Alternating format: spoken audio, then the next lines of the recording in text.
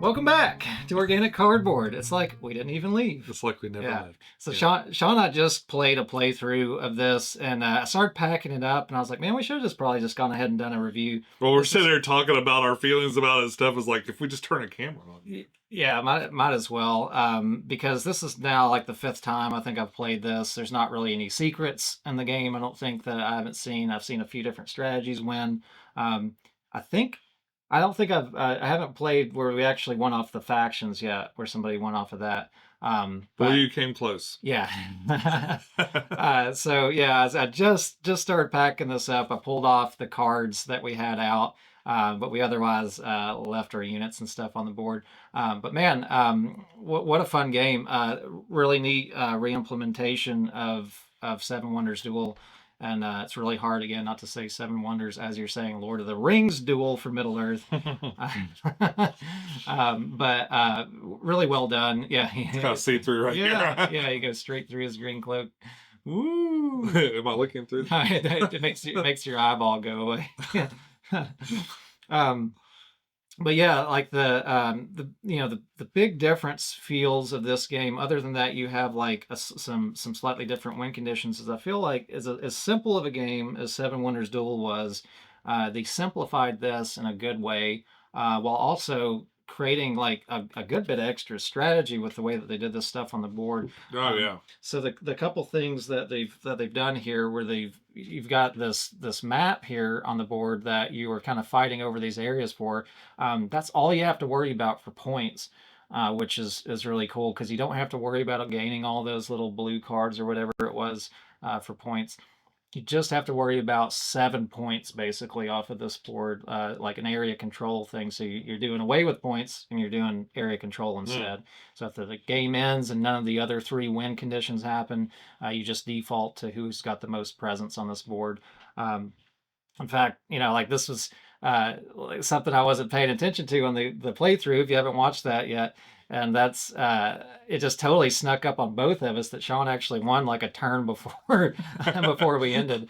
Yeah, because he had just placed some guys here, and I was like that at the end of the round, so I had a presence in every one of these. Yeah, and so as soon as you have presence here, that's a win condition. If you have presence everywhere, I mean. Yeah. Otherwise, you do the same thing like the science, where you have these factions instead of science tokens, and you take 6 of those, you win 6 different ones. You do have the new track here with the coin, with the very thematic kind of hunt for the ring. It's a really cool little slider over here. In fact, let's see if I can get that up a little closer. So yeah, you got this little slider here. This is really neat because it's just so threatening. As the free people are running, they never gain away from the shadow army. They're constantly following them, and then they have their own little track where they're moving, getting closer and closer. I mean, I think that's one of my favorite things on here. I love the board above this, but I love this track. Yeah, it's a really cool way that they thought to just throw this little acrylic slider over top of this too. And a lot of the, I guess I think most of the other games that we played, this was like at least right there, or even like right here before the game ended. So they're just hot on their trail. This guy might have been down a little further before that happened. But that's really neat. The other thing though too with those factions up here is that they all have upgrades with them, which are really cool. I think with the sciences you got like little upgrades, but they weren't. I guess they were constant effects. It was different because you were much more limited on what could come out. So there's 3 of each of these. And there's 3 different upgrades. There are like one-time upgrades that you get from these last ones that come out in the 3rd chapter. This is the Ents, the Tree People, and the Wizards. And so you get like one little bonus from those, but those are usually going to be what you're going for to like end the game if you're going for the factions. And they only show up in the last chapter. But these are really neat. The ones that I'd had already on the actual game that we played, like. This one gave me a new extra faction with the Eagles, so it counted towards the 6 for the victory. This one let me like do 2 troop movements every time I took a green card. This one every time I took a red card that normally puts out troops. I get to put them anywhere instead of having to be localized to one area. So that's really really fun. I can't not want to go for these because there's some of them are just really really powerful. This one in particular is super nice. It lets you take an extra turn when you take a yellow card. There's not that many yellow cards. Those are your coin cards. There's not that many of them in the game. But speaking of like those different things that made it more simplified, is the coin system on here. I think is much easier and more streamlined than having to worry about the way that it works on Seven Wonders Duel. You get yellow commerce cards, I guess it was on Seven Wonders Duel, and then whenever you gain a new yellow card, you get coins based off of how many of those cards you have. This one you don't do that. You just simply get coins. You can discard coins. Discard cards the same way for coins, but it gives you a number of coins based off of the chapter that you're in. In fact, there's also like an upgrade token that'll give you double the coins that you get whenever you discard. And you just need to spend 1 coin for every thing that you don't have, every requirement. What did they do? Resources and stuff. What was it? How'd they do that with seven one? See, that's another thing. Is more complicated on Seven Wonders Duel. Is like it was based off of like how many the other person was making or something. Well, not in the Duel. I think that's the Seven Wonders, the full Seven Wonders game. Then what your neighbor had affected how much it costs to get things, and you had to pay them. I thought it still did that in Duel. Maybe it does. It's been a minute since I played Seven Wonders Duel. Yeah. Although it's one of our favorite game, my wife and I's favorite games. Yeah, it's like favorite game, but you haven't played it in like 2 years or whatever, because you played it like several times when you first got it. There's quite a parade of games, Other games got in the way, but I really I love how they streamlined that, though. It makes it a lot like more simple to kind of get your strategy together and put it in a different way, because man, it's really becomes a real fight for this board over here. I have to say, go ahead. I'm sorry. I was just going to say, there's only 7 spots over here, and I've had the games I've played like where somebody's like spread out, like let's say Sean Hatton actually won, and I was like this. I've seen like the games I've played before where you can just get units down, spread them out, and like completely take over all these areas that are otherwise covered up. And these are really neat too. These little fortresses that give you constant presence in an area. They make going after these cards up at the top here a lot more powerful, because they give, like, even if somebody has their units in these areas, if you take these cards as your action instead of taking a card from the display, then you get to put one of those fortresses down. So that means you've always got presence in that area. You don't have to worry about it. You can just focus on the other ones. So there's definitely a big strategy of just going after these again that are kind of like replacing the wonders of from Seven Wonders Duel. So this feels like a much more complete game than Seven Wonders Duel does out of the box. Yeah, Seven Wonders Duel, I thought it was sort of reached its pinnacle with the Senate expansion. Like, I really like to have the Senate expansion with it. There's a Pantheon expansion, which I wasn't as impressed with, which added some gods and cards. And I haven't played it with that much. I've got that one too, but I haven't played it very often. But the Senate is really neat, where it adds another whole kind of layer. This feels like it already has all those layers. Yeah. Senate is kind of an area control thing, which is almost like this, although not as thematic and neat as this is. Yeah.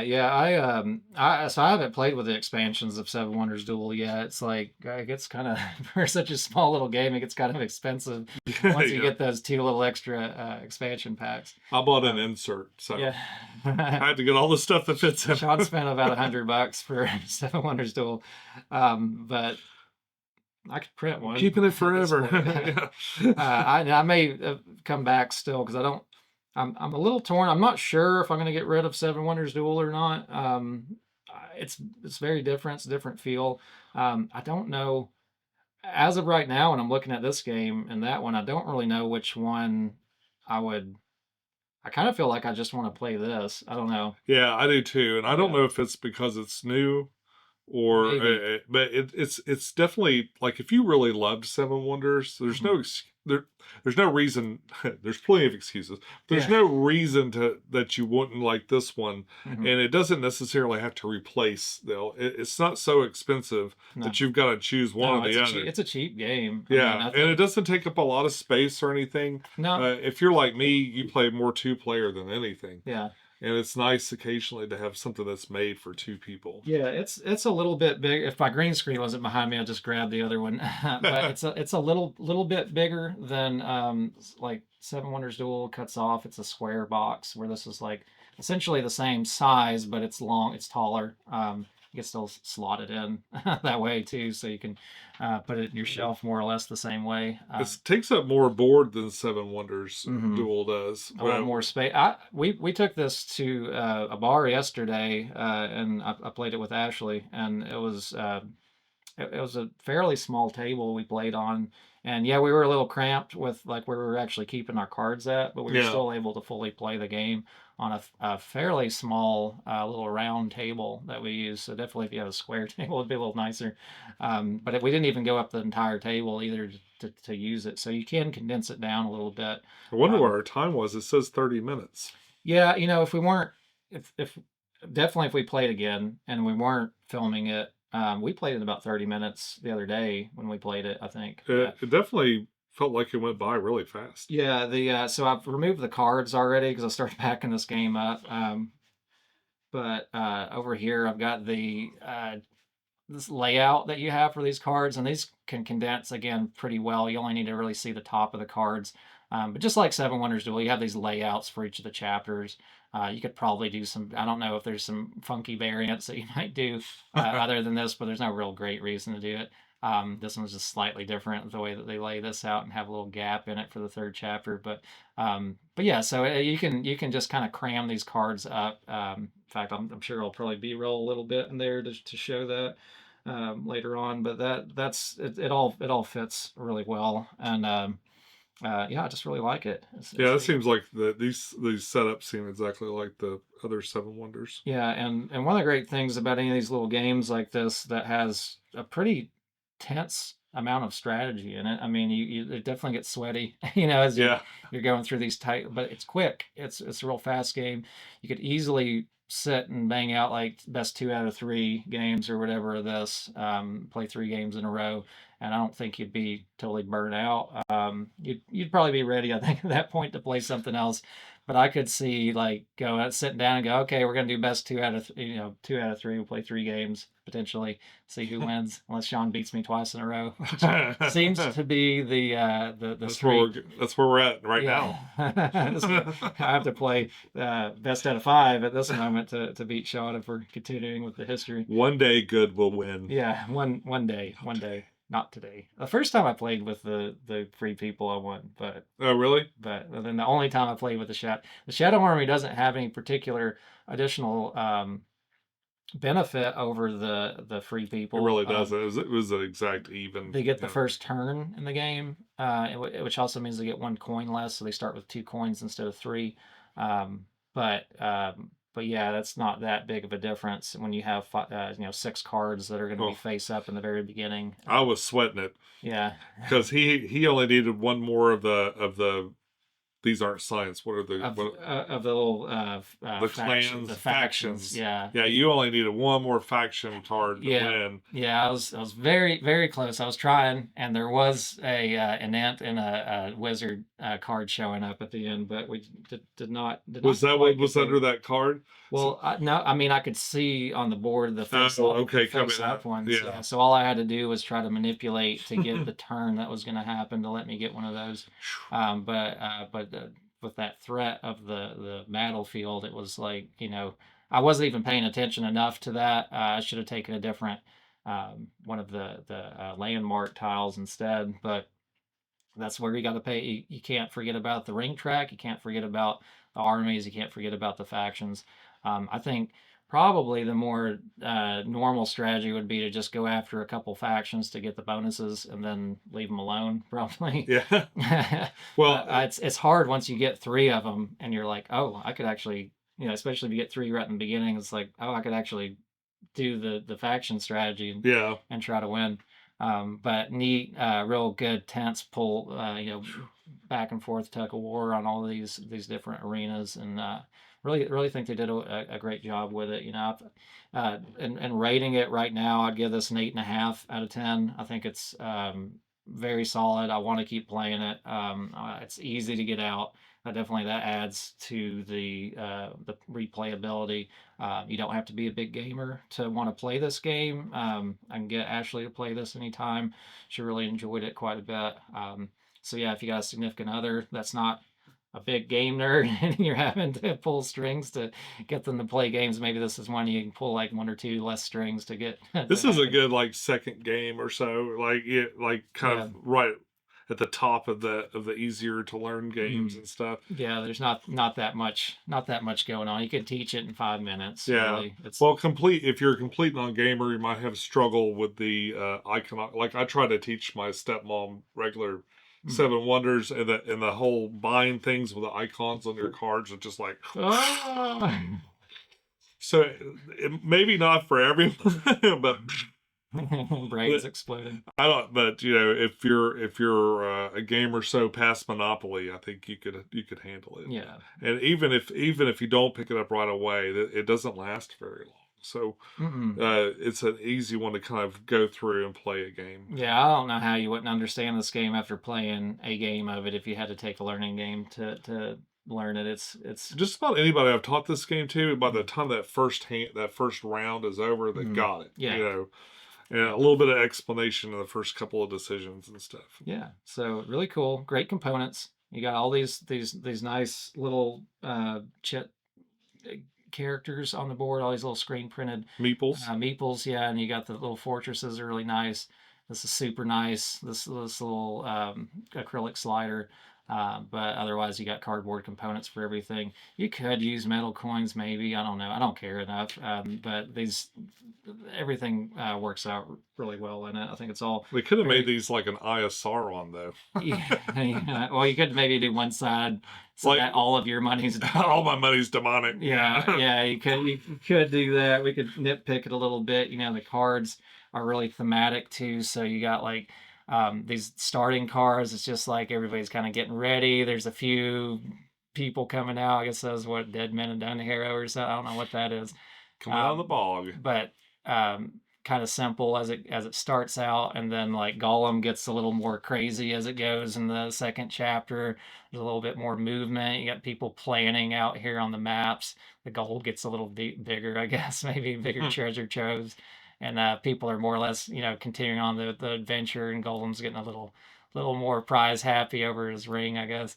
And then the third chapter, though, you start getting like some of these real like battle kind of events are happening. The wizards show up, and then the Golem's really getting, conniving over the ring, and you can see the ring movement is so much greater at the end. So all these cards get a lot stronger. The orcs are coming out, and a lot more kind of battle scenes, and really, really pretty art all around, though.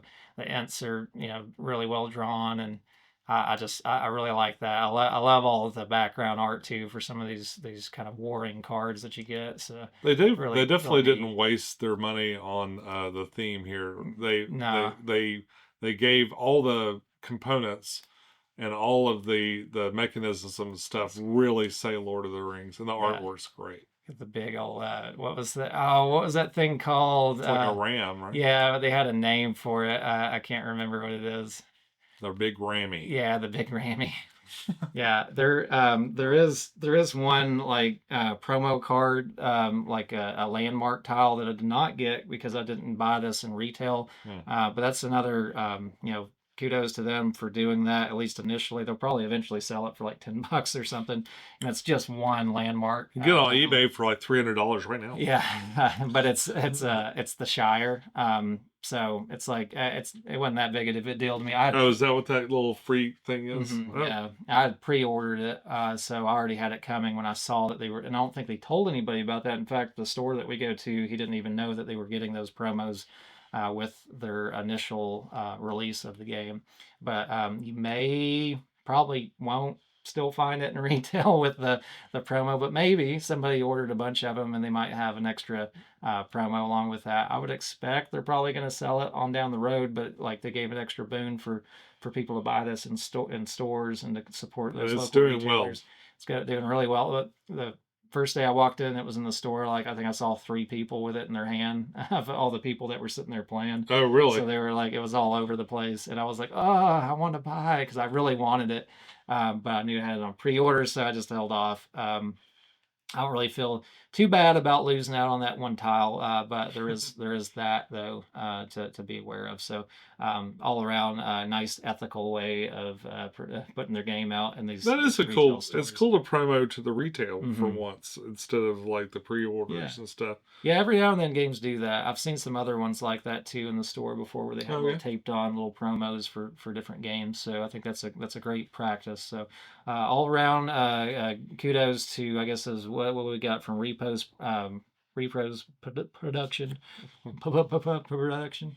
Repo's yeah, production. Yeah, and they just all around great job. So, anyways, I think that's about all I got to say. Yeah, big thumbs up for me too. I like double thumbs up. It's a good one. Yeah. Really like it. Definitely recommend it. So if you don't have it, go get it. If you haven't played Seven Wonders Duel, go get this one.